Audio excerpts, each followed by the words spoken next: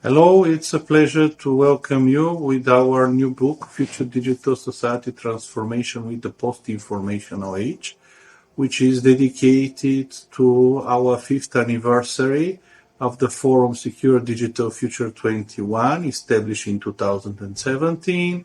And within this book, we have tried to gather international and national experience in the field, accentuating to different topics from the security and social transformation, taking experience from United States, Israel, Jordan, Romania, and Bulgaria, of course, with different areas addressing artificial intelligence, cybersecurity, scenario future planning and experiments, validation and verification. And within this topic, of course, we have a virtual reality verification process room where we combine metaverse with future simulacra scenarios that are able to be measured with the human biometrics feedbacks, and not just to predict the future, but to evaluate this prediction both different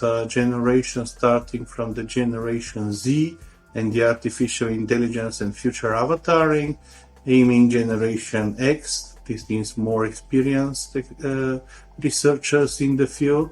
The book is also addressing both studies and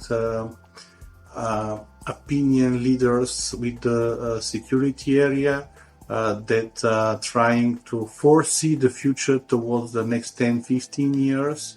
And with this effort, actually, we try to create a second endeavor, starting with the first one published in 2019, adding the COVID and post-COVID period, new security challenges that actually are adding some opportunities, threats, and with the common name transcends. And within the future, after 10-15 years now, after 2037, we do believe that the utopian and dystopian reality will be mixed in a new way that is capable to be handled with future quantum computing and opportunities with singularity and artificial intelligence. But who knows what will be the future? Actually, only time will tell. So with this, I would like to congratulate you with our anniversary and to be inviting you with going deeper in the book and send us your feedback about the future. Thank you. Hello there. It's a pleasure of mine to present the book of Professor Minchev, The Digital Transformation in the Post-Information Age. It is another one of the series which Professor Minchev is very fond of, and this is the happening of the digitalization of the world and the effects it has on humanity, and even he goes a little bit further, what will happen in the future. This is not only a speculation, but it is also a study where he shows different approaches, different ideas, and also he's investigating various and different viewpoints, social, technological, mixed viewpoint, what the world will be according to the knowledge and things we have right now. So it is quite interesting. The book, I think it touches a lot of areas, and it is going also to get into new realms like artificial intelligence, knowledge changes, and of course all this is on the area and on the background of the COVID pandemic, which definitely approved a big leap towards the transformation of our age. We had the technology before, we didn't have explore it, so we did it now, and we know that in the future even more changes are going to occur. So some of the things which are included in the book and which are quite interesting are the virtual reality scenario, different social discussions, different combinations, computer assisted exercises for young researchers toward future foreseen assessment. And I think Professor Minchev is quite good of getting different authors from 5 countries and different point of view, which of course is only the tip of the iceberg of the digital transformation in the years to come. So we have also to think about the possible new models like probably the quantum age, the further development of artificial intelligence to VR and AR scenarios, which are definitely going to change the world, which even now is changed so much compared to 5 or 10 years ago. But I think Professor Minchev looks in this post-information age in the even further future. So it was a pleasure, and I would like to wish that the next book is even more exciting, like the first 2 books were. Good luck, and nice having this book in our hands. Bye-bye. So, the book Digital Transformation in the Post-Information Age treats a very important topic, namely the increasing impact of the modern technology in our everyday life, in our society, and also in our emotions. Something is unique about this book.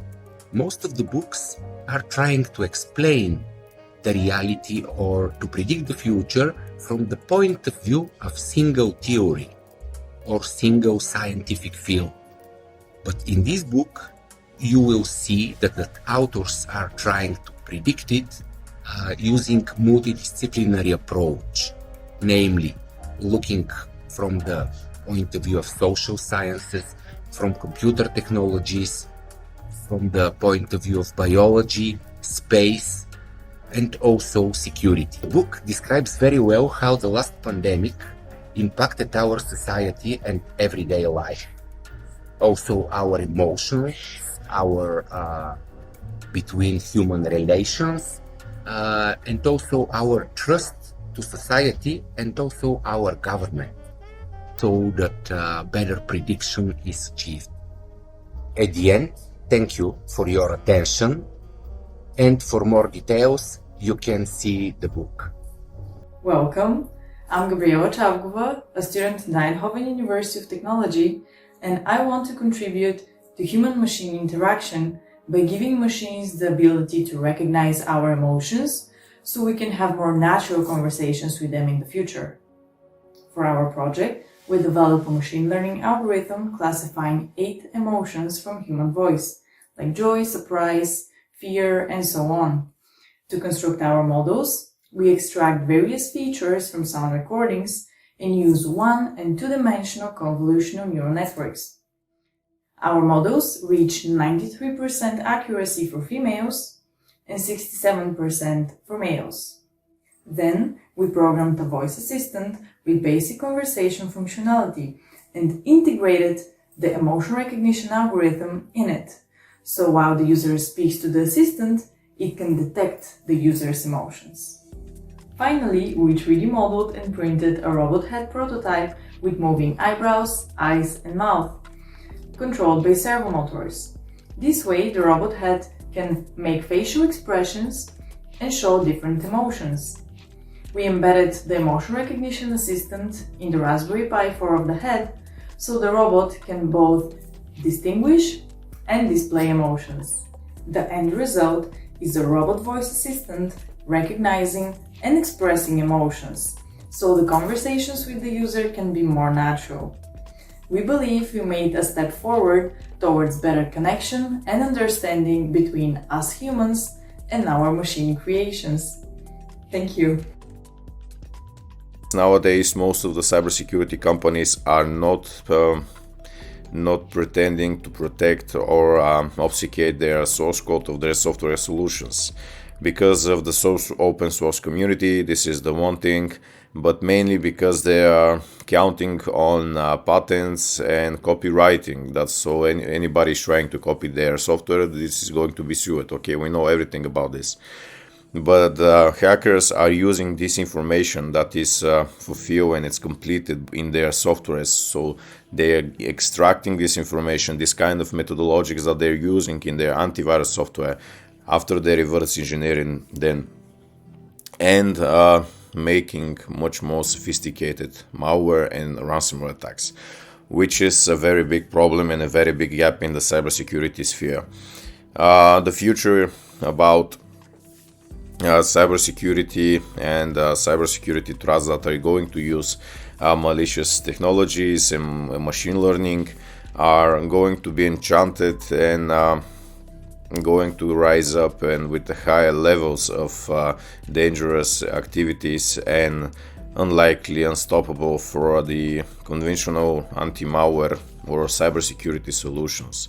Because nowadays we are seeing a lot of companies that are using very expensive equipment for staying protected from cyber threats that are being hit from these type of attacks. That means that the software companies are very vulnerable to new types of attacks, and they need to invest in way more powerful technology that is going to use only AI. As we are talking, the normal file PA structure of an unencrypted file is capable of working the file like it needs to be working when you're opening a PDF or a document or something like this. As we're talking, when the ransomware attacks, all of this information from your files on your file system or a hard drive or a cloud-based service is being encrypted and unreadable.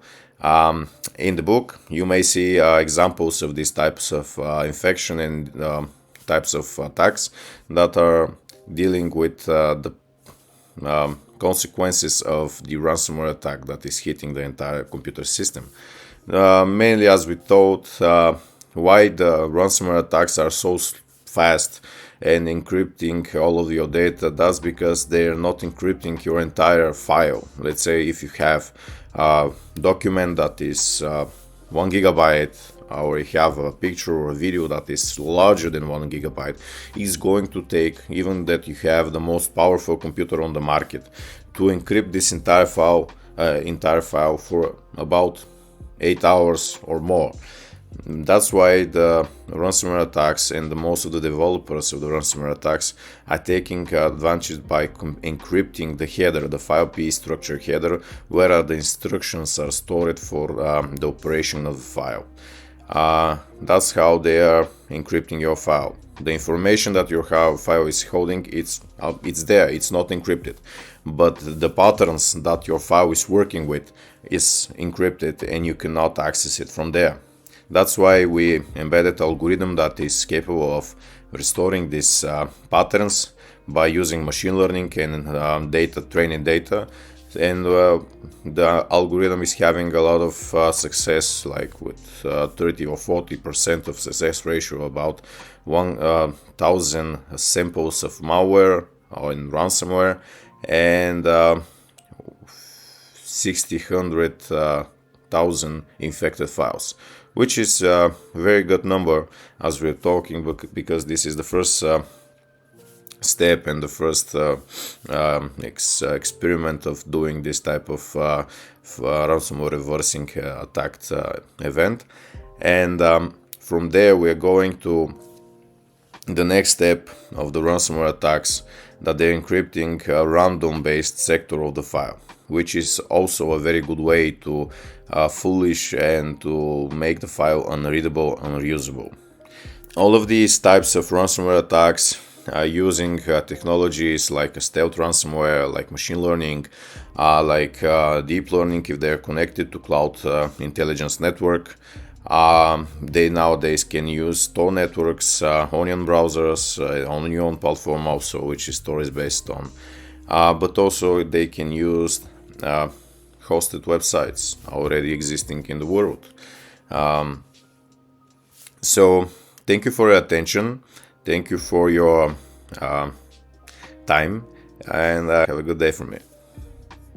Hello, I am Dr. Alexandru Georgescu with the National Institute for Research and Development in Informatics, ICI Bucharest. Recently, we contributed to the volume Digital Transformation in the Post-Information Age. Our contribution was on critical space infrastructures. Space has become a critical enabler for a wide variety of applications because the capabilities of space systems have grown. The number of space systems has grown, and now it enables a wide range of applications on Earth in global logistics, in communications, in finance, in security, and in many other fields. We can honestly say that even the countries which are not space-based players are critically dependent on space systems and have to account for this when they discuss their security. This is because the space services that they access are quite varied. We have data gathering for Earth observation. We have communication. We have navigation, positioning and timing, weather observation, and many more. And increasingly, we are seeing geopolitical competition in space.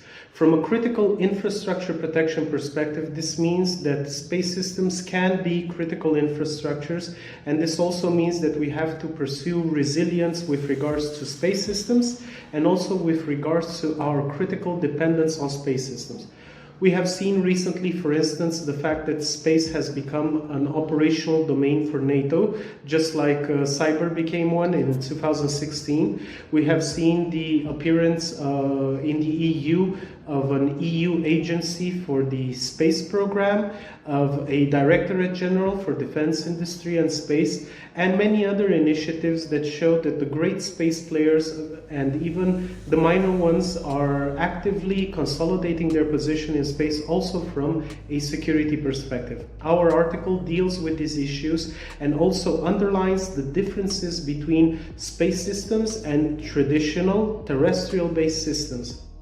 Ultimately, the conclusion is that our dependency on space systems will grow, that there are several unique threats to space systems that create a complex and provocative, challenging security environment, and that even non-players in space, countries that do not have satellites, need to adequately account for their risks, vulnerabilities, and threats stemming from their dependence on space systems. Thank you. My comment is connecting with the future theory of Avi and Heidi Toffler. Of course, there is also other theory for the future, but my opinion is that this theory is the most accurate. Toffler family describes human history like 3 waves. There are agricultural wave, industrial wave, and information wave. Every one of these type of waves has a typical symbol. For the first wave, it's a shovel. For the second, the conveyor. And for the third, this is the computer and internet. In this time, the world is in the third wave. The book with Professor Zlotogor Minchev like editor is a research about the third wave, the wave of the digital age. The digital transformation in the post-information age of human and computers interact give more opportunities for the people, but more dangers too. The logic tells us that the technological solutions must be directed against the dangers, including deformations and fake news. I hope the researches like this will continue in the next year. Thank you very much. Hi, Dr. Galit Ben Israel from sunny Tel Aviv. Man tracht Gott lacht. A socio-technological outlook in a disruptive era. The world has changed completely. First, in the 90s, the internet entered into people's everyday life. Second, at the beginning of the 21st century, Google, God, the social media revolution, Facebook, Instagram, LinkedIn, Pinterest, etc., together with the invention of the smartphone, iPhone, Android, tablets, apps, application software, and WhatsApp became life itself. We have been talking about a third revolution for years, and we knew it was coming. We estimated that the third internet revolution would take place circa 2013. However, it happened before 2030. In Yiddish, the old Jewish German smart language, we say, Man tracht und Gott lacht. It means man plans and God laughs. Someone reshuffled the cards, and 2020 became the first year of the third digital revolution. The years 2020 and 2021 historically mark the Corona era and the post-Corona era, or what we call the new normal. During the last 30 years, we have gone through 3 historical periods or revolutions, all digital revolutions. In the past historical period lasted millions of years, or at least 250 years, like the Moderna, the modern times, from the 18th century to 1980, to the 20th century. Moreover, the third internet period seems to have almost completed its circle. In 2 years, we almost completed the third revolution, a period in history. In 2021, we are now moving towards another new historical period, the fourth internet revolution. The pandemic shrank an historical decade into a period of 2 years. Never have been like that. And nowadays, everything else is derived from the pandemic. However, since December 2019, and even more so since mid-February 2020, we have been experiencing a global pandemic.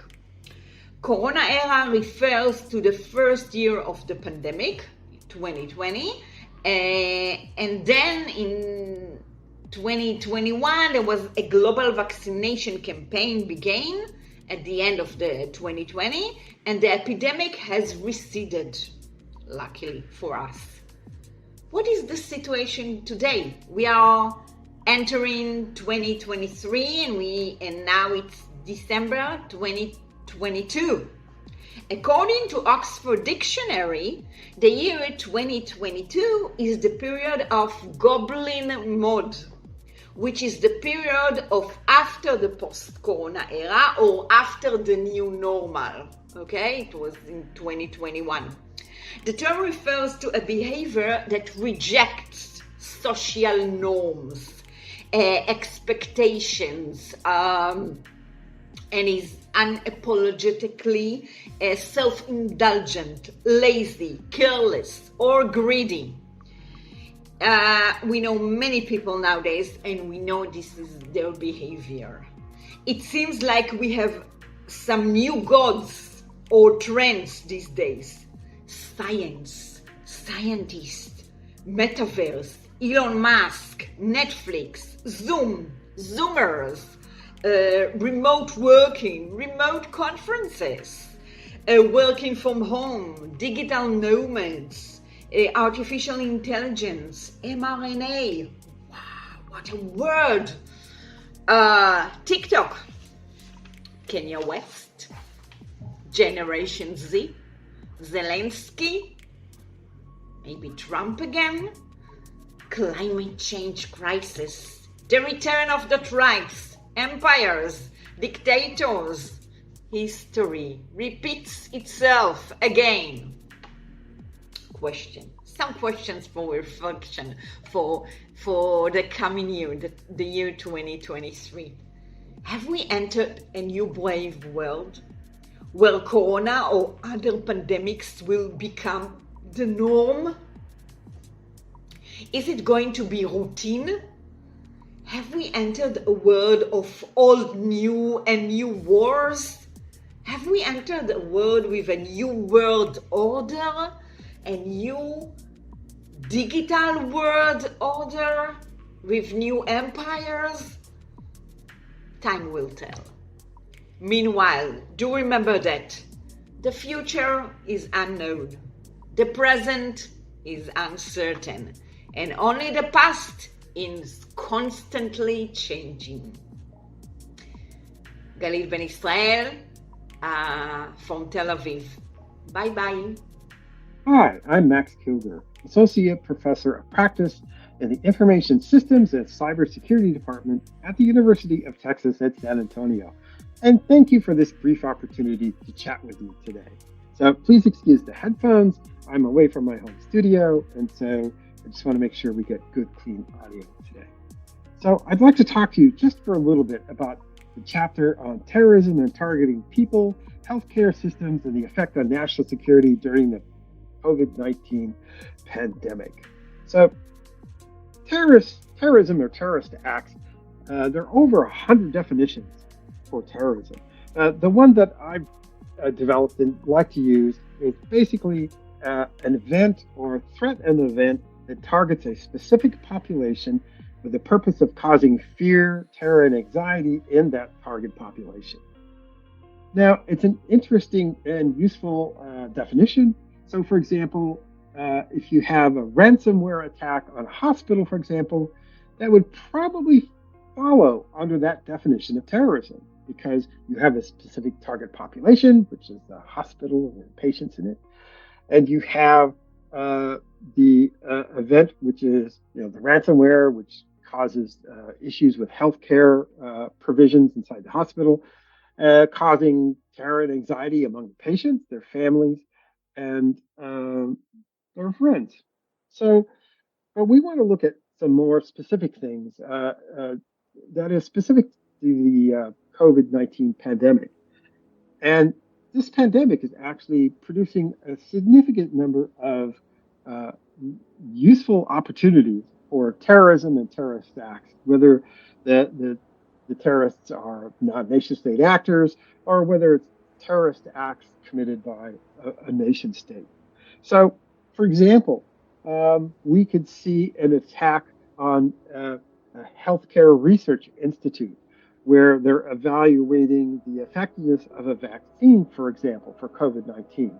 And instead of traditional blunt force ransomware encrypting their data files, for example, they might subtly alter the data inside the data set in that institute, either pointing it towards, oh, this vaccine is more effective than it actually is, or, oh, this vaccine is less effective than it might be, thereby causing fear and anxiety among the population when it's discovered or uncovered, or when it turns out to be not the case. So that's a significant opportunity. There's also opportunity for stealing intellectual property, basically exploiting some healthcare research institutes, networks, and grabbing critical information about vaccine development and processes and production and things like that. That would also be actually quite useful to, for example, sell to another country, for example, to generate funds. There are a lot of sort of opportunities. There's also the potential for disinformation campaigns. And we've actually seen that during the pandemic, where specific actors will spread disinformation about, for example, the kinds of health behaviors that you should exhibit during the pandemic, either discouraging, good public health behavioral activities, or encouraging bad ones, for example, that basically do, once again, sort of lower the level of trust in the healthcare system, and also the level of trust in the government to handle the pandemic. And these examples sort of point to something bigger, sort of the bigger picture that I would sort of want to emphasize. And that is that it's not just focusing on, oh, let's look at the digital domain, let's look at cybersecurity, information security. We really have to look at that in context, and in context of bigger events. So looking at synergies between digital attacks online and a pandemic, for example. That's a very good example. We really haven't been very careful or produced enough effort into looking at these different synergies. And I think in the future, we're going to see more of these opportunities that are generated between these synergies between these events and attacks in the digital domain, and destabilizing people's trust in the government and healthcare systems and banking systems, for example, a number of different possibilities. And we just haven't spent enough time really focusing on that. And I'm a big proponent of looking into the future. So basically looking to develop scenarios of future emerging threats so that we can provide policymakers and strategists with information and advice and counsel about how, what form and shape these threats might come in, and suggestions about how we might mitigate their consequences. So I'm glad to see the future focus on some of the chapters. So thank you for your time today. أشكر أخي فضيلة الدكتور منشف الذي دعاني للمشاركة في هذا الكتاب الضوئي، وهو كتاب رائع في كل المقاييس،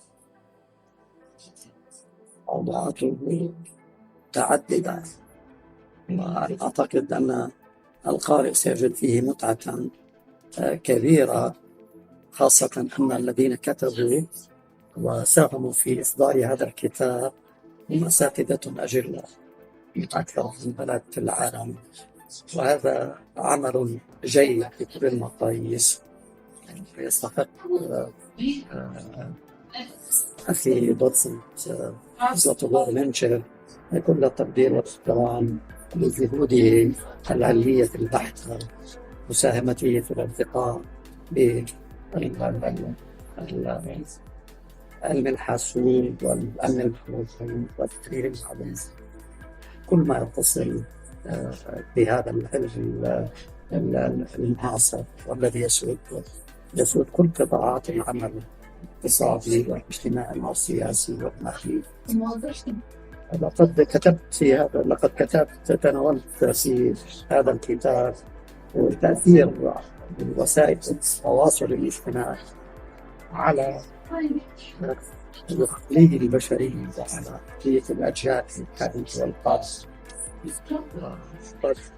تتبعت البحوث العلمية التي جرت في أرقى مراكز البحث العلمي في هارفارد وأكسفورد والسوربون وفي روسيا أيضا وفي دول شرق آسيا، وللأمانة فإن كل هذه البحوث قليلة جدا قياسا بهذا المضمار الضخم والذي يمكن دراسته بتأمن تأثيراته الهائلة على العقل البشري وعلى النفسية البشرية وعلى نظم التفاعل الاجتماعي والنظم الأخلاقية والقيمية في مجتمعنا المعاصر. وسائل التواصل الاجتماعي أصبحت كالماء والغذاء ملازمة لكل فرد منا، وهي الجزء الأكبر، تشكل الجزء الأكبر من حياتنا، وهي تؤثر على كل عملياتنا الفكرية وتؤثر على كل عمليات التفاعل الاجتماعي. أمام حدث كبير جدا، أمام تغييرات كبيرة جدا قد تحدث في العقل البشري وفي الفكر البشري وفي النفسية البشرية وفي نظم التواصل الاجتماعي وفي نظم التفاعل الاجتماعي وفي نظم التفاعل الذهني.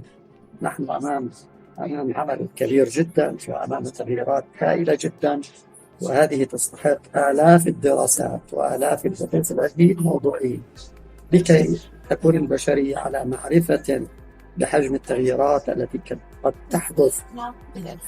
إذا كانت هذه التغييرات في صالح البشرية أم أنها معادية للبشرية. أنا آمل أن تكون هذه التغييرات لصالح البشرية وتتولى الجهات الأمنية والحكومية تخفيف أضرار وسائل التواصل الاجتماعي إلى أبعد قدر الإمكان. أشكر وكرر شكري لدوتسنت دكتور منشف على جهده الطيب وخطته الطيبة وعمله الدؤوب للارتقاء بكل ما يتصل بوسائل التواصل الاجتماعي. شكرا. It's a great pleasure to say some words about the endeavor started by my colleague Professor Zlatogor Minchev on research related to the future of digital society and now digital transformation in the post-information age. It's really very interesting that the first report on what the team is doing was published in 2019, just before the COVID crisis, and now second report going deeper is published end of 22 with COVID passed away from us, but the main focus is really how society is preparing for this post-information age environment. And in order to understand this, the focus of Zlatogor is working with young people of the generations that were developing in this new information environment and actually shaping this future.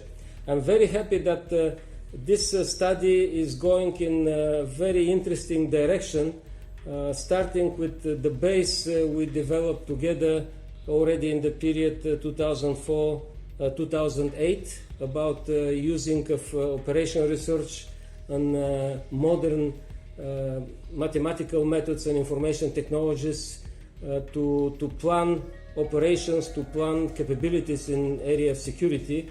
And now it is really a very interesting follow-up in the most interesting and the most critical and area with a lot of unexpected outcomes. So everything you see here is not pretending to solve all the problems, but actually implementing very sound scientific approach involving young people, involving people with experience from different areas of societal development in order to identify risks, to find possible solutions, and to develop this common understanding, because only common understanding of this post-information age will help us to resolve problems, to face the challenges, and to continue improvement based on best possible use of technology, but first of all, best possible use of human talent. That is the only real power we have in order to progress. So I'm looking forward for the next stage. Difficult to predict what will be the title, but for sure will be something very interesting and will be something that is answering the real challenges we face in post-information age. Last but not least, of course, we have to remember that cyber domain is only one of the 5 domains, so we still live in real world, on land, in air, at sea, at outer space. So information space is something that we create, but as image of reality. Reality is still in what we could measure with our presence in physical world. So want to wish success for the effort of Zlatogor and his growing team of young people, and want to see some of these young people actually joining our institute in order to be able to benefit from the great effort of Zlatogor for the last 5 years in this initiative, Secure Digital Future 21. This is really something different, something important, something that I see great future for.